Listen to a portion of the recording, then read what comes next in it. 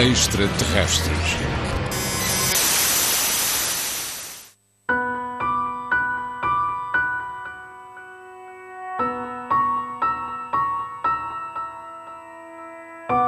Os sintomas repetem-se em milhares de pessoas por todo o planeta. Dores de cabeça, ansiedade, angústia. Uma estranha sensação, como se algo ou alguém nos observasse. Como se algo ou alguém estivesse a monitorizar as nossas vidas. Somos capazes de reter na memória apenas 30% do que fazemos durante um dia. Mas, e se prescrutássemos as nossas recordações e encontrássemos momentos que não deveriam estar lá? Rapto.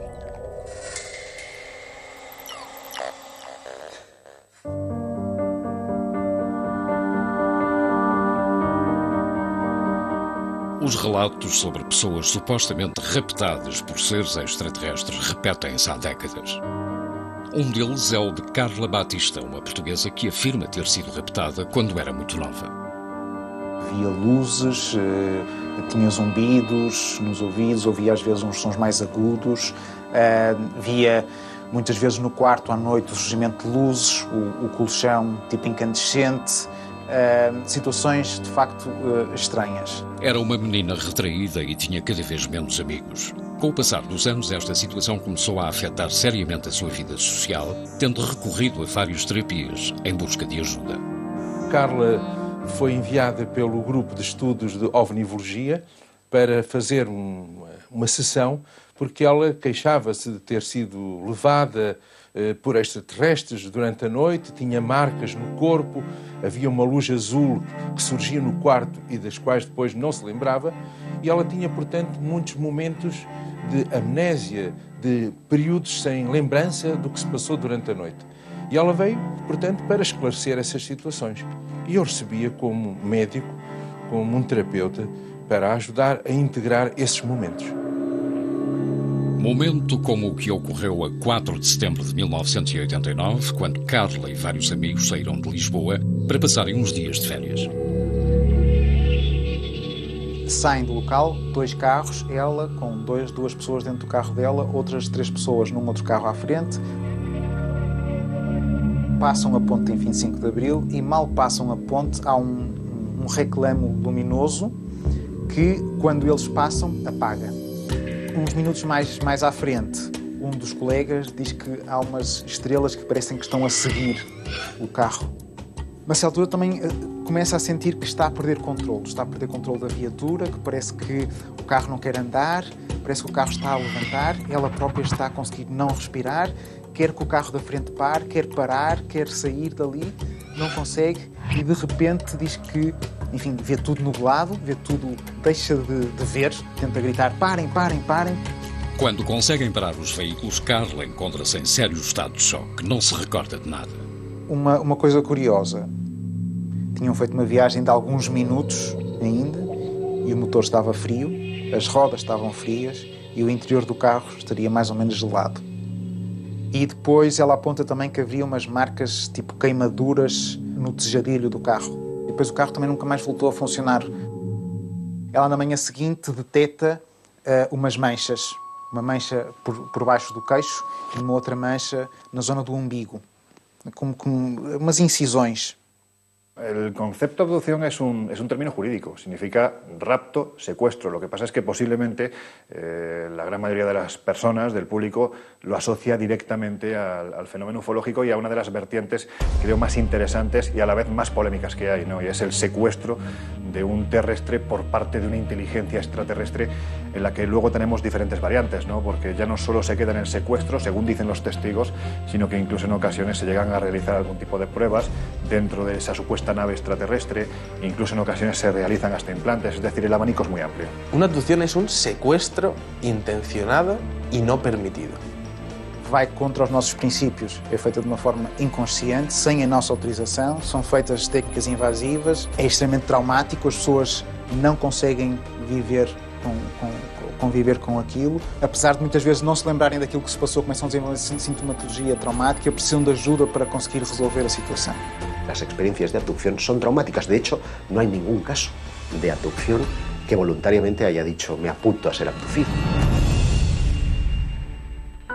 Em 2007, Carla regressa às sessões de psicoterapia para tentar saber quem ou o que estava a provocar aquelas perdas de memória.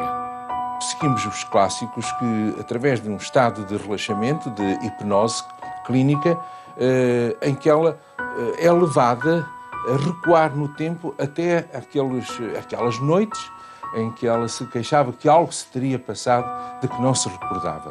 Que depois descobriu que era levada durante a noite, através da janela, num raio de luz, para uma nave onde ela era explorada de um ponto de vista médico. Faziam-lhe exames e ela sentia como se aquilo fosse uma invasão, naturalmente, que é uma invasão do seu corpo.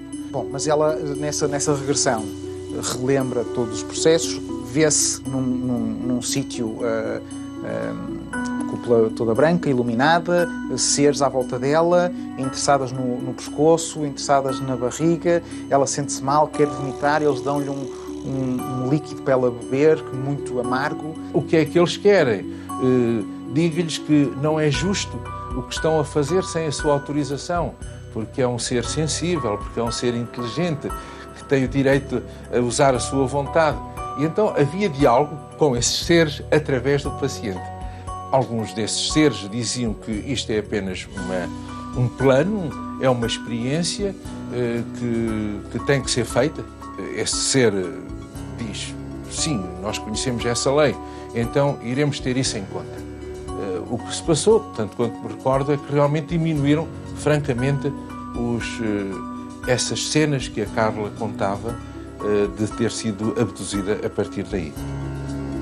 Tudo parecia ir bem quando Carla descobre que, de forma aparentemente inexplicável, está grávida. Ela assusta-se com os sintomas que está a ter, fala com uma amiga, faz uns testes de gravidez numa farmácia que dá positivo, ela está muito assustada, não quer contar a ninguém e depois, uns meses mais tarde, tem uma grande hemorragia e tudo passou. Mas ela diz que nessa sua abdução, uma vez teria visto uma grande câmara onde estariam outros bebés provetas em tubos gigantes e que um deles seria o filho dela. Admitamos que una raza o varias razas de seres alienígenas vienen hasta la Tierra y secuestran generalmente mujeres jóvenes. ¿Para qué?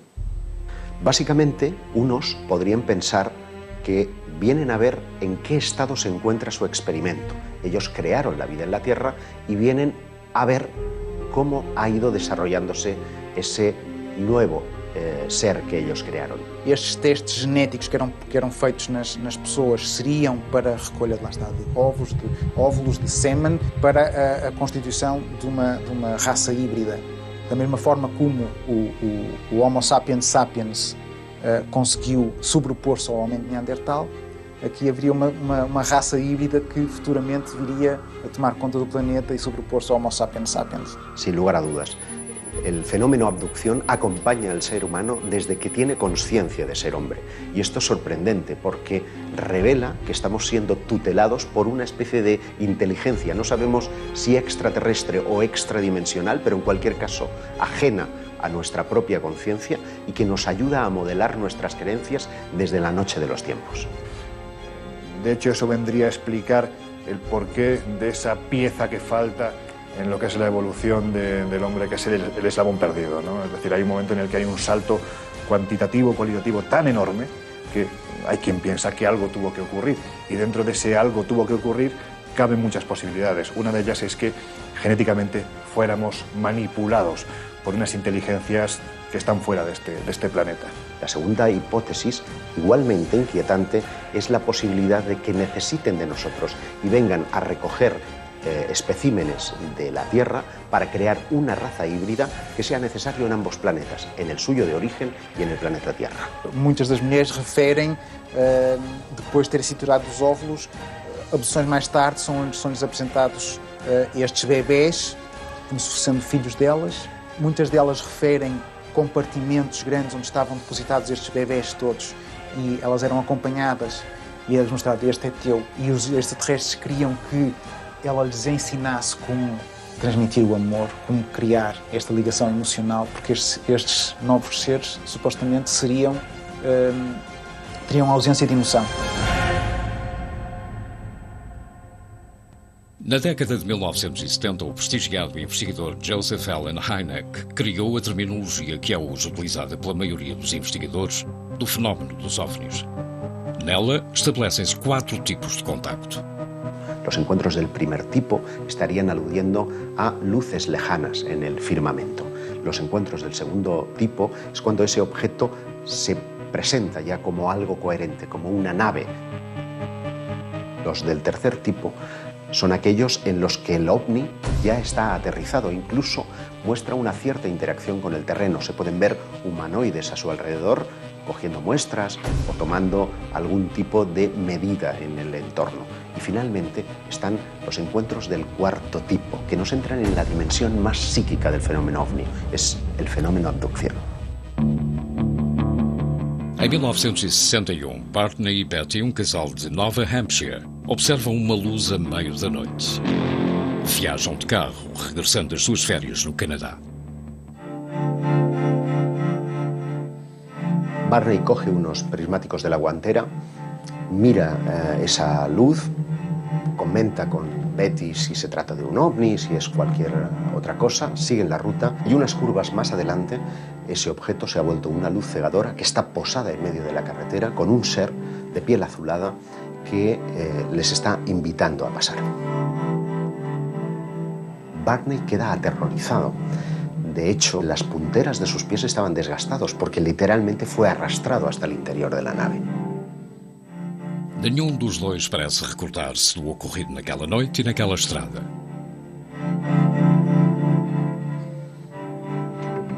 Anos mais tarde, em 1966, o casal recorre à terapia.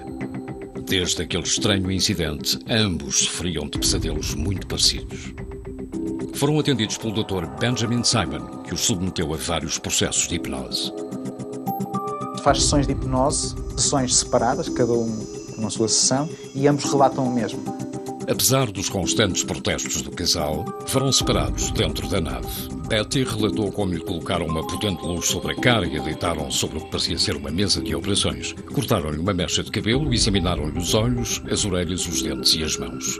Os seres usaram algo parecido a um escalpelo para raspar e obter amostras da sua pele. Em inglês rudimentar, os supostos extraterrestres disseram-lhe que estavam a realizar testes ao seu sistema nervoso e com uma agulha de 10 centímetros introduzida através do seu umbigo, um teste de gravidez. Sin ningún tipo de sedación, se le introduce una especie de aguja a través del conducto umbilical. Ella sigue preguntando y le dicen que es una especie de test de embarazo. Una de las cosas más llamativas del episodio de los Hill es la descripción de una técnica de prospección intrauterina denominada laparoscopia que no sería descubierta hasta 20 años más tarde. Aun aceptando que pudieran haber en la literatura médica escritos, estos no aparecerían hasta una década más tarde. Por lo tanto, es una prueba objetiva de que hay ciertos conocimientos que los abducidos describen que son ignorados. La abducción de Barney y Betty Hill tuvo un impacto importante en la ufología porque fue la primera vez que se reconoció la posibilidad de que estos seres interactuaban con nosotros, que de alguna forma íntima nos estaban vigilando, siguiendo y posiblemente nos estaban manipulando a un nivel biológico o incluso genético.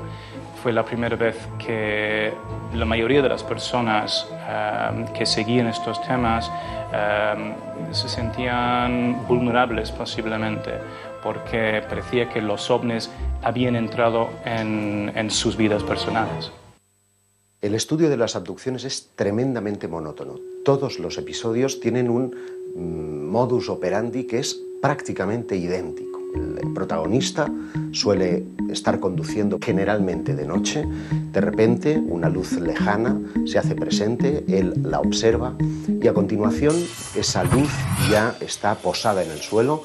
Unos seres le invitan en unos casos, en otros son forzados al interior de lo que ya es claramente una nave y allí son sometidos a todo tipo de experimentos, de reconocimientos médicos, de un chequeo muy general pero con un punto común, y es que todos ellos tienen un interés fundamental en la genética, en la reproducción. Lo que suelen decirnos los protagonistas de estos incidentes es que después de su experiencia la sensación es la de estar controlados, la de estar sirviendo información vía monitoraje de sus actividades a lo largo del tiempo. Y esto explica el por qué en muchos casos de abducción parece haber una especie de recurrencia en el individuo. Generalmente hay un primer caso que suele ocurrir en la niñez, alrededor de los 8 y 12 años, y posteriormente suelen irse produciendo otras visitas parecidas a lo largo de su vida. Esto significa que existe un estudio previo de todos los seres humanos por parte de estas entidades y que eligen a uno de ellos porque les interesa algo que tienen ellos. Es decir, con un muestreo de 7.000 millones de personas, cada uno con nuestro ADN y cada uno con nuestra personalidad, les interesa algo que tienen. Y ese algo lo están controlando y monitorizando durante el resto de su vida. Posteriormente, hay otro elemento común en las abducciones y es que el testigo no recuerda esta hasta tiempo después. Incluso tienen que entrar en escena hipnoterapeutas que son los que le traen al presente ese recuerdo del pasado, y a partir de ahí la vida del testigo cambia. El tiempo es muy importante en los casos de abducción, porque parece que los seres que tripulan las naves parecen jugar con él. Se produce lo que llamamos un tiempo perdido, es decir, el personaje, después de haber experimentado todo el proceso de abducción, no recuerdan nada. Es a partir de entonces, a veces motivados por sueños, por problemas en sus relaciones personales, que acude a un terapeuta. Y es en el transcurso del contacto con este terapeuta que se pone al descubierto lo que ocurrió en ese tiempo perdido. Estaremos realmente perante plano genético idealizado por seres provenientes de outro planeta? Quase 2% da população de algumas cidades alega ter sintomas de ter sido raptada pelo menos uma vez. Entre essas centenas de milhares de pessoas, só algumas afirmam possuir algum tipo de prova física da manipulação a que foram submetidos. El tema de los implantes quizás sea el más interesante a nivel de abducciones por la prueba física que eso conlleva. Durante muchos años se ha expuesto que algunos abducidos dicen que han tenido diferentes marcas tras esas abducciones. Esas marcas que en algunos casos puede quedarse toda la vida o en algunos otros casos dicen que desaparecen. Na primavera de 2011 surge o caso de Ron Noel, homem que afirma ter sido raptado em várias ocasiões desde os 9 anos. Com uma vida cheia de lacunas e de momentos em branco, recorre a distintos especialistas, mas é num simples exame médico que uma radiografia apanha todos de surpresa. Dentro del interior de su hueso, del hueso del cúbito, tenía una pieza metálica. Él no recordaba haber tenido ningún tipo de accidente, él no recordaba haber tenido ningún tipo de operación anterior y, bueno, pues el hecho es que estaba ahí. John, perante a falta de respostas, entra em contacto com Roger Lair, excêntrico especialista em extração de implantes. Nos primeiros testes realizados, descobriram tratar-se de algo diferente de tudo o que se conhecia até então. Un detalle muy interesante es que se emitían ondas de radio. Pudieron comprobar cómo a través de un medidor de radio, pues aquel aparato estaba emitiendo una onda de radio. Quizá otra de las cosas más interesantes era que existe una capa de protección proteica alrededor de ese implante. Em 2012, o mesmo Roger Lair faz a extração do implante e sua posterior análise. Lo que se veía en ese microscopio electrónico es posiblemente el aparato más sofisticado que ha visto el hombre en toda su historia. Estamos hablando de un mecanismo prácticamente biológico. Tiene carácter metálico, pero cuando lo empiezas a ver, tiene características prácticamente de células. También muy interesante el hecho de la composición química, que tenía metales que están relacionados con la composición química de diferentes meteoritos encontrados en diferentes partes del mundo. Ese tipo de implantes llegan a disolverse, como si al contacto con el aire sufriesen un proceso de oxidación que fuese absolutamente colosal. Y esos implantes pues prácticamente desaparecen a los pocos minutos.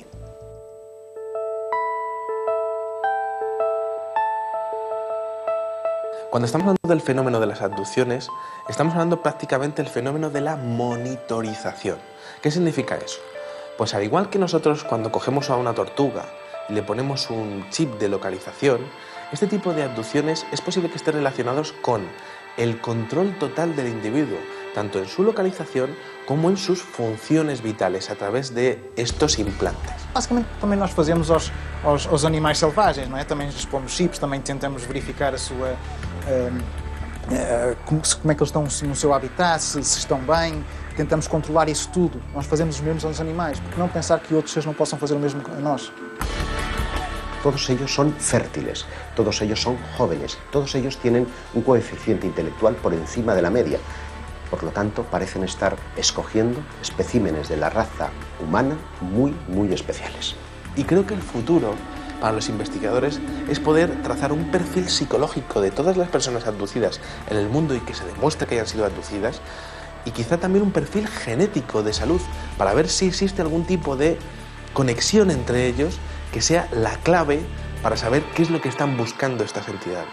Um aspecto bastante negativo dentro das abduções, que é as mutilações. Começaram a surgir casos nos anos 70 e 80 de mutilações principalmente de gado.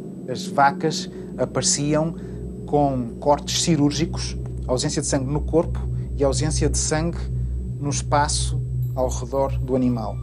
Cortes cirúrgicos, remoção normalmente de órgãos, mesmo órgãos adjacentes, portanto, eram deixados uns, retirados outros, de forma cirúrgica, retirados os olhos, retiradas partes do maxilar, retiradas as orelhas, tudo de forma cirúrgica.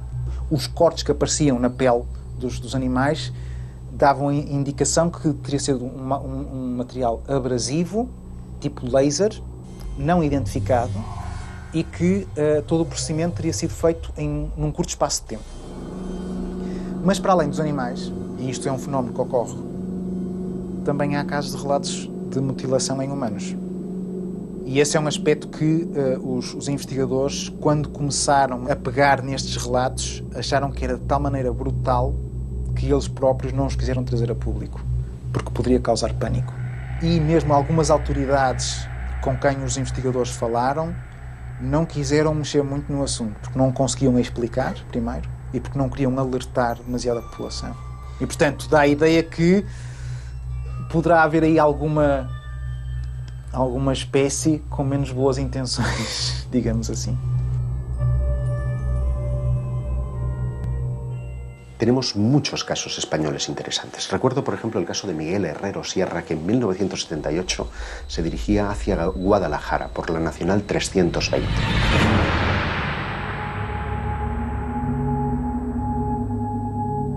O seu veículo começa a comportar-se de forma estranha e falham os sistemas eletrónicos e o rádio. Encosta e decide sair à procura de ajuda. A medio camino se encuentra un individuo que podría pasar por un ser humano normal y corriente, porque el único rasgo distintivo que le hacía especial es que iba con un mono ajustado con un círculo rojo. Él pensó que era un mecánico. El caso es que este hombre le convence para que le siga, le lleva a un claro en el bosque, en donde encuentra una nave posada, dice que tiene forma de sombrero, que está a unos 10 metros por encima del terreno y que deja caer un rayo de luz hacia la superficie del terreno. Miguel vê-se imerso num feixe de luz que o transporta até ao interior do que parece ser uma nave espacial. Dice que la estancia es extraordinariamente grande, que las paredes parecen como desdibujarse, como si se desmaterializaran en un momento determinado, pero en otras vuelven a materializarse, que hay como paneles con datos. O relato volta a coincidir com quase todos os casos de rapto quando Miguel é submetido a vários testes clínicos. Mas ao levantar-se, encontra algo dificilmente explicável. Le colocan en la camilla y después de experimentar con él y de reconocerlo, se reincorpora y hay algo que le perturba de una forma extraordinaria. Es que un ser que estaba de espaldas a él se da la vuelta y se encuentra a sí mismo, como si fuera un doble especular. La única característica que le distinguía es que una cicatriz que tiene en la cara estaba justamente al otro lado, como si fuera una imagen reflejada en un espejo. Y cuando intenta tocarle, el ser le dice, no, no lo hagas, porque si le tocas podrías destruirte y destruirle a él. Le cuentan la teoría de la antimateria, es decir, la carga eléctrica era inversa a la suya, de modo que nos encontramos frente a un concepto que no sería teorizado hasta muchos años más tarde. Para tratar de verificar lo que ha sucedido en el tiempo perdido, los investigadores acuden fundamentalmente a tres procedimientos. Uno es el polígrafo o la máquina de la verdad, que solamente se puede emplear en aquellos casos en los que el testigo recuerda previamente su experiencia, para tratar de verificar si lo que ha dicho es verdad o no. Muchos de los abducidos que han sido interrogados por este método, pues no se ha encontrado que estén mintiendo. El segundo método es el llamado pentotal sódico o suero de la verdad. Lo que trata es de inducir a través de una droga, de una sustancia psicotrópica, un estado de relajación en el que parece imposible mentir. Es un método muy cuestionado, por lo que el método más popular y utilizado para rescatar los recuerdos de los abducidos es el de la regresión hipnótica. Estamos perante milhares de casos reais ou trata-se de algum tipo de alucinação coletiva? Como poderemos saber se uma testemunha foi realmente raptada por seres de outros mundos ou se está simplesmente a mentir? É muito difícil, porque primeiro ele tem receio de ser considerado louco. Em segundo, ele tem que ter a certeza que aquela pessoa que o vai receber não vai rir-se, não vai, digamos, gozar com ele. Tem que ter a certeza que vai receber aquilo que ele diz e não faz comentários, aceita. E só depois é que se entrega ao próprio processo. E sobretudo porque vem com momentos dos quais não se recorda, mas que aparece com marcas no corpo, que sente que algo se passou e que tem flash dos quais não consegue integrar na sua vida. Portanto, vem muito confuso, um pouco receoso até daquilo que vai descobrir. Se elas têm, então, um contato com outros seres, por exemplo, depois é difícil conversar com outras pessoas a respeito. É difícil contar para os amigos, né? E mesmo procurar profissionais que estejam abertos a ouvir esse tipo de problema. En ocasiones la intuición es fundamental, ¿no? Porque esa persona está buscando ese último clavo al que aferrarse, va buscando una respuesta a lo que le ha ocurrido y esa respuesta la busca en ti, en el investigador, en el periodista, en la persona que se acerca para escucharle y que no se ríe de esa experiencia.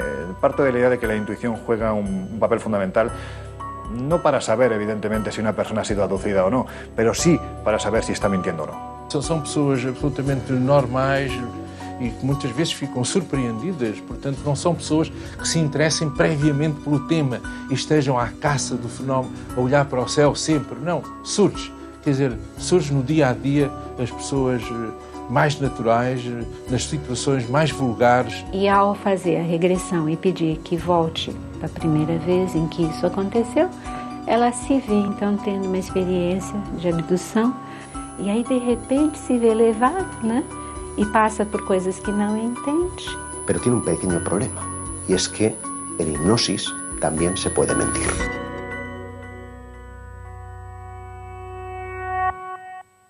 Todos os investigadores e todas as teorias que surgem sobre o fenómeno da abdução têm o mesmo ponto de partida, espaços temporais em branco. Minutos, dias, semanas, meses ou anos que as vítimas asseguram ser incapazes de recordar.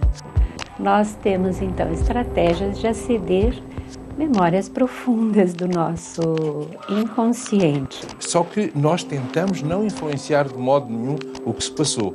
Dizemos, por exemplo, vá para a noite do dia 23 ou 24 de junho. Tente perceber o que se passou, perceber, descreva o que se está a passar. Olhe para a sua direita, olhe para a sua esquerda. Quando foi que sentiu isso? Foi quando estava na mesa de operações, por exemplo, a ser submetido a uma anestesia, aquele ambiente todo inóspito. E muitas vezes também nós identificamos experiências que acontecem com outros seres, de contatos com outros seres que não fazem parte do mundo manifesto, tal qual como nós o conhecemos na nossa consciência usual. Isso sim, posso testemunhar que é de uma intensidade e de uma catarse, de uma dor quando há caso para isso, de uma alegria quando há caso para isso, de medo, terror, é vivido com muita intensidade. Que é o coração que bate mais depressa, a transpiração nas mãos, né? Cuando el testigo, la persona en este caso que ha sido víctima de una supuesta abducción, empieza a hablar, yo parto de la idea de que el primer sorprendido es precisamente el psiquiatra o el hipnoterapeuta que está llevando a cabo esta experiencia, porque lo que le están contando aparentemente no se corresponde con una persona ni que esté loca, ni que tenga algún problema mental, ni que esté mintiendo, ni que esté fabulando. Aparentemente hay algo real y esto suele salir a través de los procesos de hipnoterapia. Ser estudado, tentar perceber o que há por trás.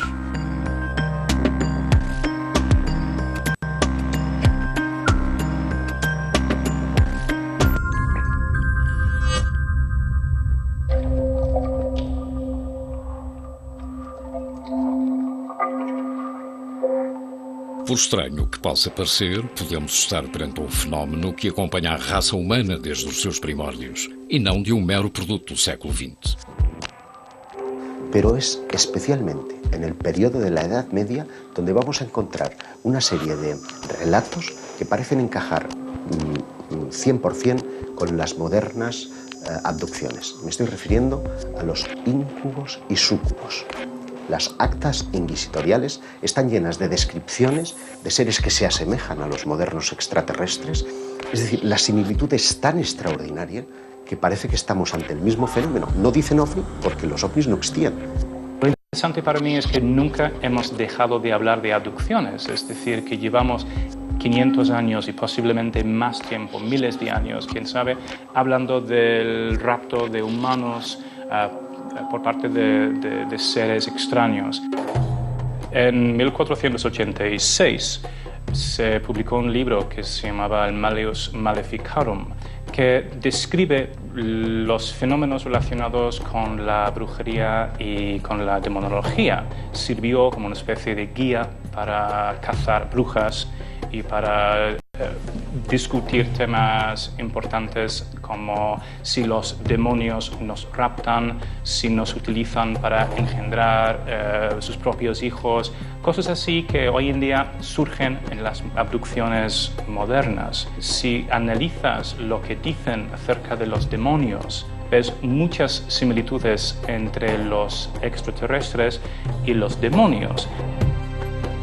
Los cazadores de brujas decían que no solo las brujas fueron raptadas por los demonios, sino cualquier persona.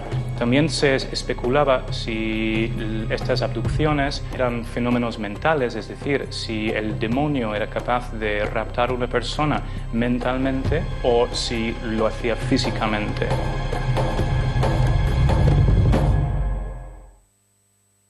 Llegaron a 4 conclusiones. Primero, que a veces las abducciones de personas en el siglo XV eran fenómenos físicos y a veces fenómenos puramente mentales. También concluyeron que no había ninguna forma de predecir exactamente quién sería raptado por los demonios. También que estas abducciones podían ocurrir de forma visible o invisible, y también llegaron a la conclusión de que muchas personas son secuestradas contra su voluntad. Otras características de los demonios, según apuntaron los autores del Malleus Maleficarum, eran que cuando comunicaban no se les veía mover las bocas, es decir, que parecían comunicar de una forma misteriosa. Creían que el sonido les salía desde dentro sin tener que pasar por la boca. Esto se puede comparar con los seres extraterrestres que se supone que comunican de forma telepática.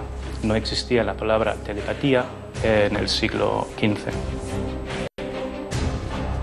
En las abducciones actuales se habla de cómo los extraterrestres pueden crear una especie de visión o panorama para que los testigos se confundan, no saben exactamente lo que está pasando. Los demonios hacían exactamente lo mismo y creaban visiones en la mente de los testigos para convencerles de que realmente no estaban en una reunión de diablos, sino que se encontraban en casa o en un sitio bastante idílico. Los seres sobrenaturales en el folclore y también en la demonología tienen cierta obsesión por las actividades sexuales de los humanos y también con la posibilidad de crear una especie de híbrido entre ellos y los humanos. Los diablos parecían sacar semen a los humanos y transportarlos de alguna manera y crear otros seres utilizando este producto. Y a veces incluso embarazos que terminaban de una forma bastante misteriosa y desaparecían de repente. Evidentemente, con el paso de los siglos, la vida es otra, el entorno es otro, la tecnología es otra, y lo que antes identificábamos como dioses o demonios, ahora identificamos con extraterrestres. Ante el reto que suponen los viajes interestelares, algunos investigadores han sugerido si ellos, esos seres que llamamos extraterrestres, no estarían en realidad ya en nuestro mundo, desde la más remota antigüedad, que se hubieran quedado. Dentro de esa teoría prospera una que tiene que ver con el mundo intraterrestre.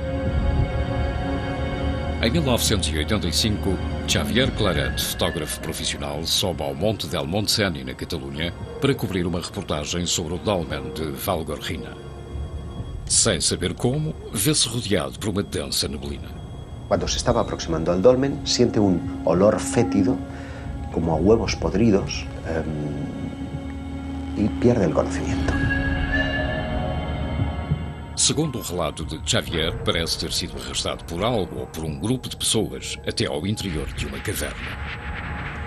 Y es curioso porque cuando lo recobra, a su alrededor hay unos seres de aspecto monstruoso, con la piel viscosa, que están colocando un líquido ámbar en su piel.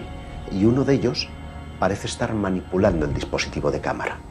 De modo que lo que nos lega son dos polémicas fotografías que muestran planos muy desenfocados de lo que en apariencia son las manos de estos seres intraterrestres y una cabeza distorsionada. El relato es 100% real. Xavier fue sometido a regresión hipnótica, fue sometido al polígrafo y a la prueba del pentotal. Él describe a los seres de 1,20 m aproximadamente, como con carnes muy flácidas, muy viscosos y de aspecto monstruoso, y además con un olor verdaderamente fétido. El rostro parece tener como una especie como de antenas o algo parecido, con unas orejas como muy caídas, muy viscosas, y lo que son los ojos son prácticamente como dos botones estirados en el rostro. Seres verdaderamente monstruosos.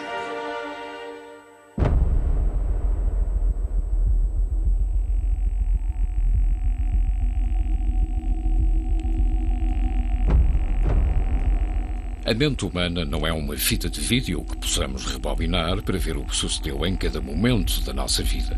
Se o fizéssemos, encontraríamos demasiados fragmentos distorcidos, alterados ou simplesmente apagados.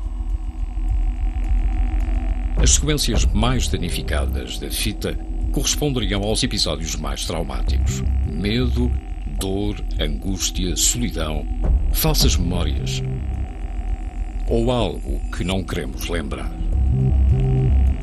¿Qué ganan los abducidos contándonos esas experiencias que a menudo despiertan la sonrisa de sus vecinos y semejantes? No ganan nada, tienen mucho más que perder. Yo siempre les he definido como una suerte de infiltrados, como una quinta columna, como seres que, siendo escogidos por esa eventual raza de extraterrestres, tienen una misión a cumplir. El qué y el cuándo lo ignoramos.